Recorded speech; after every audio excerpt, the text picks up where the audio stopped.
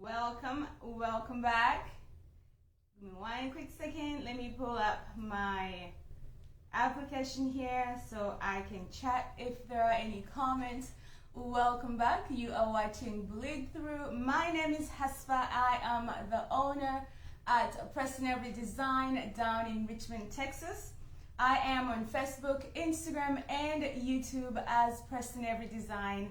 And I would love to have you there so that we can dig a little deeper. So, before I get started, I have a quick question for everyone. Do you guys like the format that we are doing with this segment? Because I do understand that this is the DIY paint page and many of you are here to watch some projects be done. However, I'm really struggling being able to create fully and still communicate what I'm trying to communicate.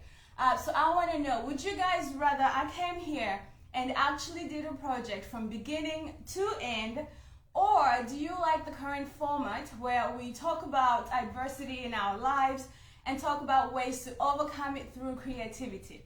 Because if I'm being honest, I prefer this current format because my friend Tolu told me, because I ran this question by him, he told me that the quality of life for the creator affects the quality of his or her creation. The quality of life of the creator affects his or her creation. So because of that, I really want to be able to have these conversations and talk about how, what's going on in our lives. So let me know, what do you prefer? Do you like this format? Or do you guys just want to see a project to get done from start to finish? I am open to all suggestions. All right, so I am pulling up my comments here. Hello, Joyce, I see you there. So where is my Facebook app? Here we go. I have a really simple project today, staying true to this format. So hopefully you will enjoy the message today. The message is don't quit. So if you're sticking around, we are talking about not quitting. All right, so I've got my comments up here now. I'll put this in front of me. Sorry about that noise. Oh, girl, get it together. You're all over the place. All right, there we go. So let me tell you what we're doing really quick, and then we'll go from there. Hey, Laura from Las Vegas. So I have started this project off camera so that I'll have time to communicate as we work on it. So I put some pieces of wood together, and I painted them in DIY tarnished pearl.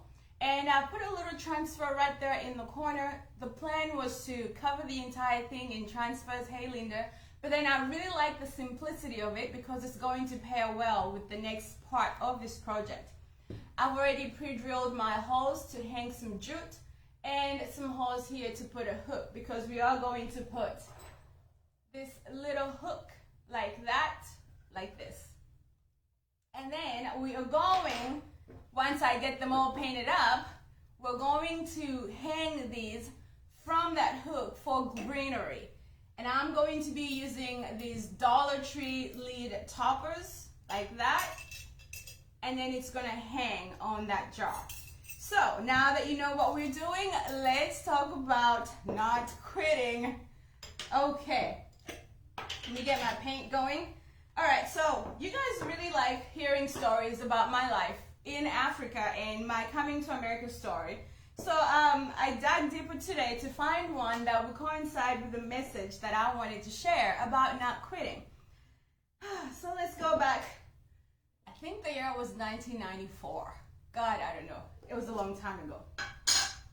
Anyway, so I grew up in a village, but I would often be able to go to the city, so I moved around quite a lot. So I remember one part of my life when I was living in a place called Kawala. You guys are not going to know these places. They're probably not even there anymore because it's been so long. But when I was in this particular place, I was in school. And I think I was what would be considered maybe around third, fourth, or fifth grade. But anyway, as you know, in Africa, resources can be limited, at least for me when I was growing up. I grew up at a time where I had limited resources. If you've heard the stories from the past, you know exactly what I'm talking about. Well, let's talk about shoes, ladies. So you know how in America you have a plethora of shoes and you have a ton of shoes? Well, so that wasn't me. That was me growing up. I had one pair of shoes. And this was a pair of shoes that I wore to school, I wore to special occasions, I wore anywhere. As a matter of fact, unless I was going to school or somewhere special, I was mostly barefoot. So I'm using the color Tarnished Pearl, by the way. So anyway, so I grew up pretty much, poor.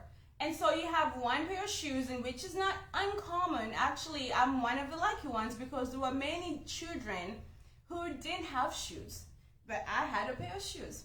So anyway, if you know anything about the terrain in Uganda, our roads are not paved like here. I mean, there's mud everywhere. If it rains, it's about to be a mud fest. So your shoes get dirty quite often. We do not wear shoes in the house, for that particular reason. Shoes belong outside because shoes get really dirty and you just can't bring them inside. And so I remember one time I had walked home in the rain, that by the time I arrived home, my shoes were filthy. They needed to be washed. Not just wiped down, but like submerged in water kind of washing. And so I knew that they were not going to be dry by the next day for me to go to school, so I had to think smart. So I put them by the stove. Now, I'm not talking about your American stove. I'm talking about the stove where it's like a grill, right? Where you put the charcoal inside and you set the charcoal on fire and you have a net on top and that's where you sit your pots. That's the kind of stove we had. So I put my shoes, I leaned them against the stove. I didn't put them in the stove. And I just knew that by morning they would surely be dry and ready for me to wear. Well, I'm sure you've guessed by now, because otherwise why would we be talking about these shoes? Come morning time, my shoes got burnt. My shoes got burnt at the front.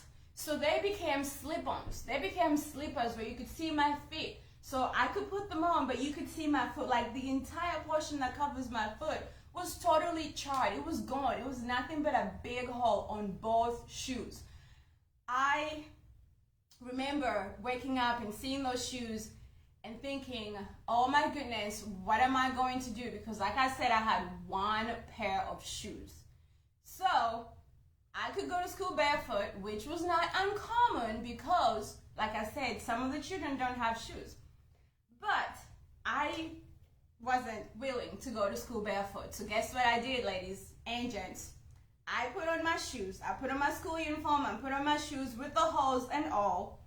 And I walked to school. And you could see my toes. Absolutely, you could see my toes. So I get to school, and of course, kids are, just mean. I don't know what it is about that school age. These kids teased the heck out of me. They called me all kinds of names. They laughed at my shoes. I was so embarrassed, but I had nothing else. So I just had to endure the embarrassment. And they just laughed. And this went on for days, you guys. It wasn't just that day. Because even days after that, I had to keep wearing the same shoes. It was all I had. And these kids just laughed and laughed and laughed and made all kinds of jokes at my shoes with the holes in them. And I remember thinking, man, when I grow up and I make lots of money, I'm going to have a lot of shoes. And so after a while, unfortunately, the teasing got to me. So I started skipping school. Now, I didn't skip school to stay at home, because if you stay home, there's chores. Either you're going to be at home and do chores, or you're going to go to school and learn. And I was thinking it's better to go to school and do some learning, but I couldn't endure the jokes any longer. So I started getting dressed to leave the house as if I was going to school, but I wouldn't go to school. I would just hang around in the street with the street kids and do this and do that. So my first coat is dry. I'm going to get my heat gun and dry it up really quick. I will try to talk over it because I really do want to finish this project today. But anyway, so I started hanging around in the streets, and I remember there was an abandoned building on the route to my school. And one day as I was walking, it started to rain, so I took shelter in that said building. And it was actually quite nice inside. It looks like it was a house that was being built. It had several rooms. rooms and, you know, different places in there. It had a roof, it had bricks. It was under construction. It was not finished, but it was enough to provide shelter for a kid who was wandering the streets. So I started to hang out in that place. And then I got so comfortable, I started to find things to bring into that place to make myself comfortable. I would bring a mat one time. I bought little blankets, little things here and there, so that I could make this place as comfortable as possible. And so if you have not figured out, I was skipping school for weeks. However, there is no checks and balance system where I grew up, so no one was calling home to say, hey, Hasfa has not been in class, and no one knows that I'm not going to class. You know, where I was living, the guardians didn't really have interest in my learning, so they weren't checking, they weren't verifying, no one cared. So I was just hanging out, living my best life in this abandoned house, and then when it was time to go back home, I would go home as if I'd been to school. And then one day everything changed. I was taking a nap in my house, this new house, and someone woke me up. It was an old man. I still remember. He was wearing a white linen suit, you know, like the matching top with the matching pants, and he had on a Fadora hat, but it was a straw-shaped, made out of straw. And he woke me up, and he said, "Muala, muala," which means little girl or young lady. And so he wakes me up and he says, "What are you doing? What are you doing?" And so I explained to him that I was just resting. And then he looked at me, he looked around me, and he could tell I was doing more than resting. As a matter of fact, I'd been probably there for a while. And then he looked at my school uniform, and he looked at his watch, and he knew it was school hours, so obviously I should have been at school. So he makes me get up, gathers my things, and we step outside. And he starts talking to me, and he tells me what I'm doing is wrong. Immediately he knows I'm skipping school. I didn't even have to lie about it. And he asks me why I'm skipping school. So I tell him that the kids were making fun of me because, you know, of my shoes, and we don't have money for me to get new shoes. So that's why I don't want to go to school, because the kids are laughing at me. Well, also you have to understand I was really lucky, because this situation could have been dangerous for me. But by God's grace, you know, this was a good Samaritan. Let me just get that out of the way so like you don't wonder. So this was a good Samaritan, and he tells me to go for a walk with him. So we go for a walk, and he took me to his house. So it turns out he was the one who was building. He's the owner of that property that was under construction, and he just so happened that he was checking on his property when he ran into me. So he takes me with him, and we walked for maybe half an hour. You know, we walk everywhere back home, so it's not unusual to walk for a long time. So he takes me to his current residence, his home. And we get there, and there's a little lady sitting on the veranda. And she's an old, sweet lady, and this lady turns out to be his wife. So he hands me over to the lady, and I sit on the veranda, and the lady gets up, and they went off and talked. I don't know what was said, but the man leaves after dropping me off with this lady. So he takes off, and so this lady continues to repeat the same stuff that the man was saying, and she tells me I need a bath. She cleans me up, you know, I go take a shower. It's not a shower, I go take a bath with a bucket. That's a story for another day. Hi, Benny, so glad to have you here. So I go take a bath, and then I come out, and she has food prepared. So I ate a really wonderful meal. It was so delicious. Probably one of the best meals I've had. And then she brings me out clothes to put on, and she washes my uniform and puts it on the line. So I was with her for the better part of the afternoon. And later that evening, the man comes back home, and he had 2 bags and handed the bags to her. Well, to my surprise, inside these bags were new shoes, and there was some clothing, and there was a school uniform. So each school usually has a specific uniform, and you can tell what colors they wear. So it's not hard to figure out which uniforms I needed. All he had to do was go to the market and tell him the school is so and so, and they would have a selection of those uniforms. So he brought me several uniforms, and several shoes, and there was some treats in the bag, some biscuits and some sweets or candies and biscuits or cookies. And so now the lady tells me, you know, to switch into the new clothes, and she gives me this bag, and then the man proceeds to take me by hand again, and we are walking, and you guys, guess what? This man is taking me to the school where I've been trying not to go because those kids were so mean and they were just making fun of me. And so I'm starting to protest that I don't want to go back to school. And this man says to me, Muala. And I can't say it in Luganda because I want you to really understand, but what he said was, I know that things are hard and things will get hard, and this will not be the last time that things get hard. But he said to me, if you want things to change, you have to keep going to school.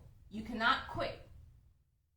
If you want things to change, you cannot quit. You have to keep going to school.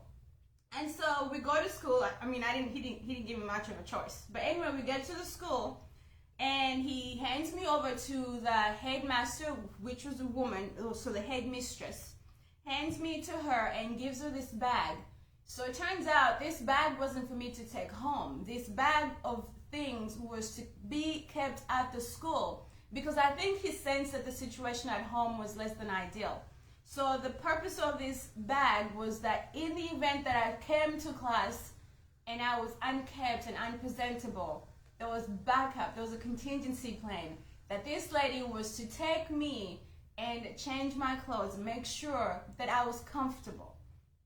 And I get teary-eyed just thinking about it because, like I said, that man could have been a totally dangerous person, but he ended up being a kind stranger. And so he dropped me off at the school and then he left. And I remember I finished the rest of the day that day and I went home. I never told anyone what happened because I was living with other kids, and if I had said, hey guys, I have this and this, it probably would have been taken away from me. But I never told anyone. But I remember going to bed that night, remembering the old man's voice in my head that if I wanted things to be different, I was not allowed to quit. I'm going to dry this real quick. That I was not allowed to quit. And I've gone through life remembering that we cannot quit because things are going to get hard. And they will. It won't be the first or the last time. But you cannot quit because they'll never change if you quit, and you never find out what could have been if you quit. So you are not allowed to quit. So anyway, so now fast forward to 1999, and I'm in America, and I'm in a new school, and the teasing and the bullying continues.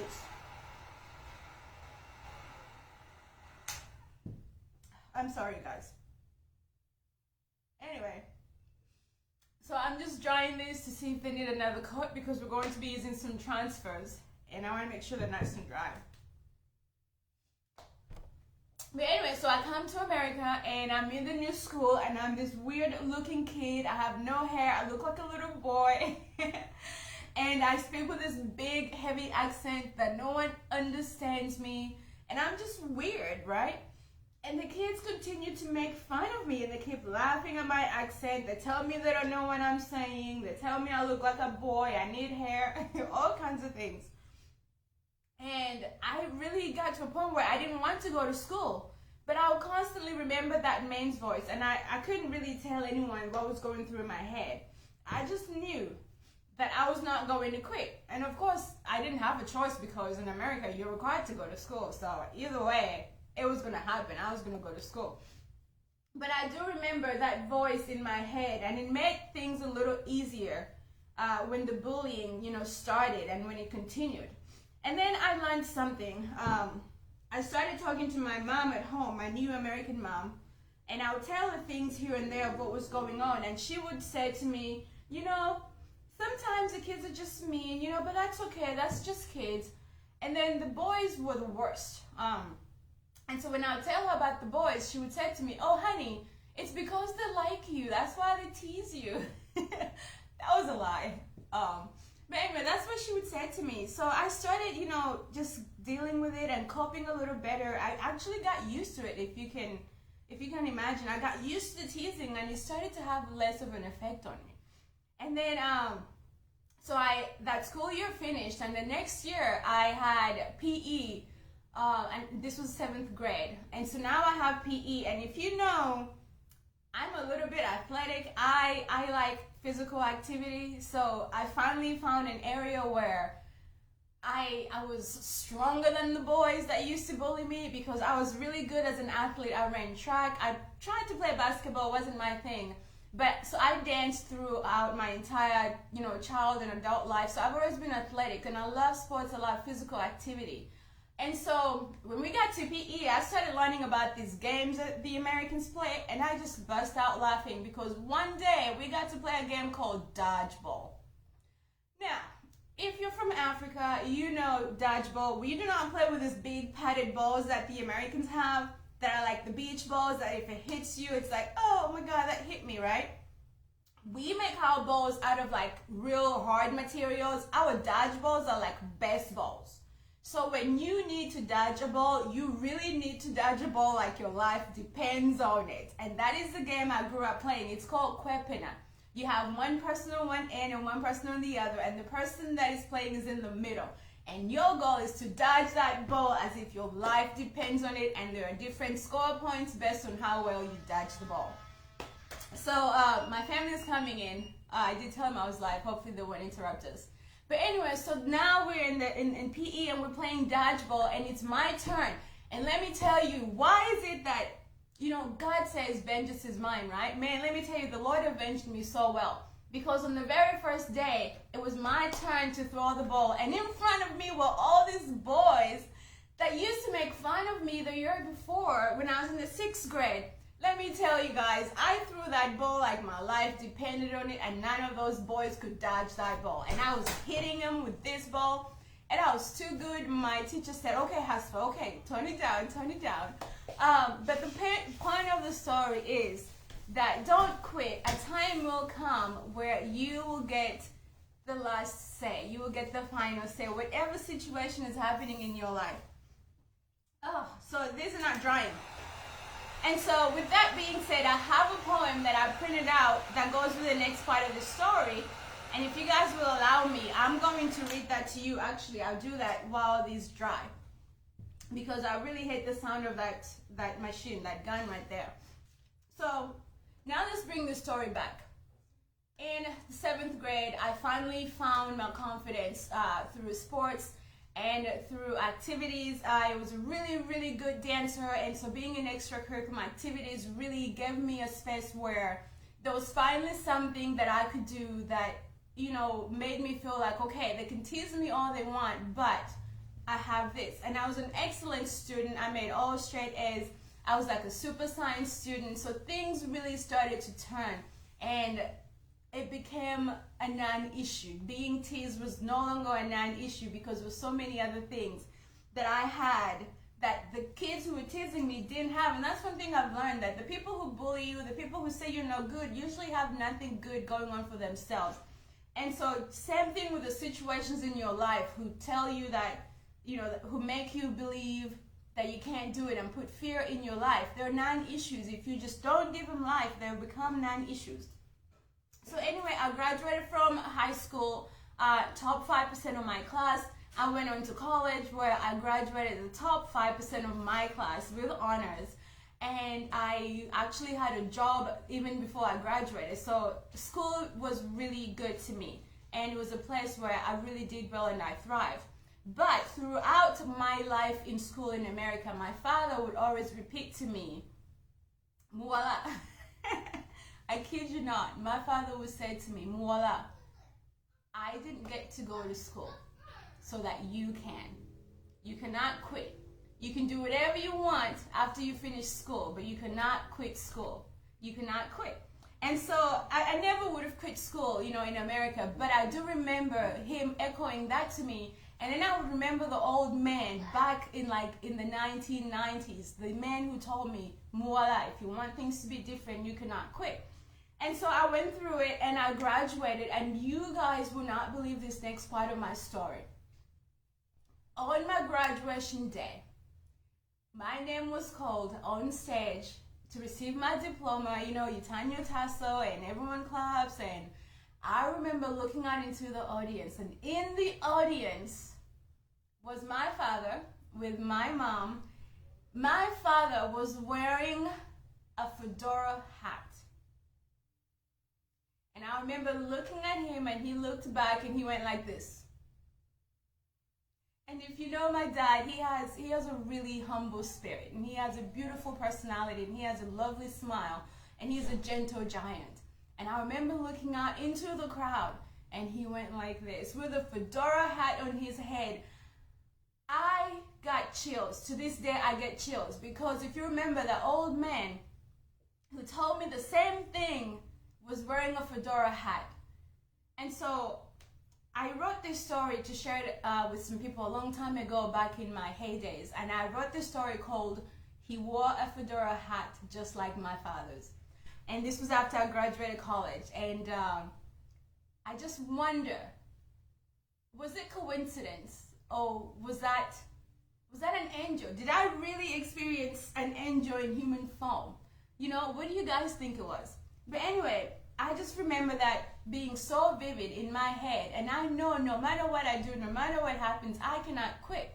I have to hang in there. And I hope that you know that too. I hope that you feel that, and I hope that you believe it. Because if you quit, you never get to find out what's at the end of that finish line. And so that day we went home, and we had a small gathering and celebration for my birthday, my graduation. And then my mother gifts me a poem. It was printed and framed. I have it put away because it's so special to me. And that poem was the poem titled, Don't Quit.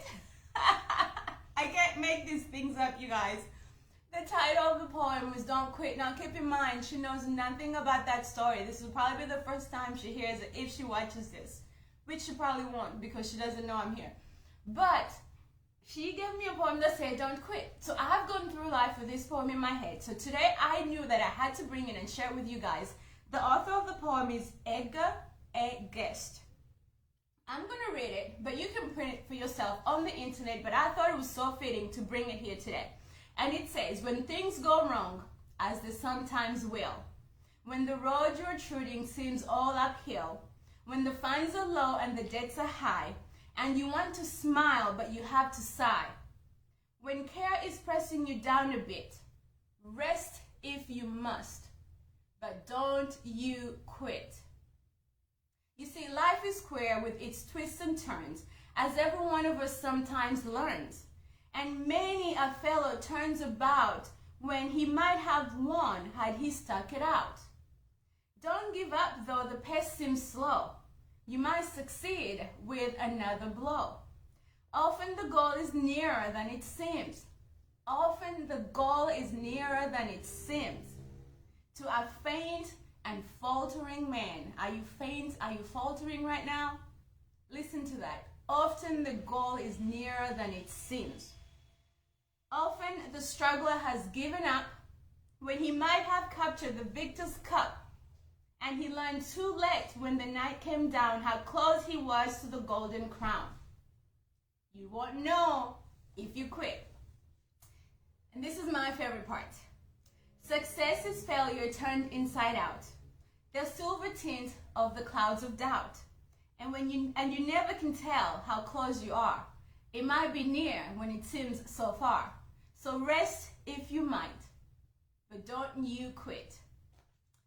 So there it is, my friend. Do not quit. I didn't get to finish this. This is why I'm asking, what format do you guys want? Do you want me to do projects, or do you want to keep this format where we talk about overcoming adversity through creativity? Again, my friend says that quality of life for the creator affects the quality of the creation. So that's why I want to do it this way. Anyway, I'm going to finish this up, let them dry, and I'm going to put some transfers on them, and then I will attach this lid, and I will hook it to this little sign that I built. And you guys know what I'm building, right? And it's going to be some hanging hardware to hang some greenery on the wall. So some sconces, if you will. So that's all I have for today, you guys. I just want to encourage you, if you're going through something, if the debts are, high and the funds are low, if you have given all you can, if you've run low on your strength, if you're at the end of the rope, just tie a knot and hold on, friends. Hold on, hang in there. It will get better. Whatever it is, I'm here to tell you, you've got this. You will do this. You can do this if you do not quit. Once again, my name is Hasfa. You are watching Bleed Through, where we talk about overcoming adversity along with creativity. Thank you so much for hanging out with me, and I hope to see you again next week. Don't forget, I'm over on Facebook, Instagram, and YouTube as Preston Avery Design. Thank you guys for tuning in, and I will see you next Sunday. Bye, friends.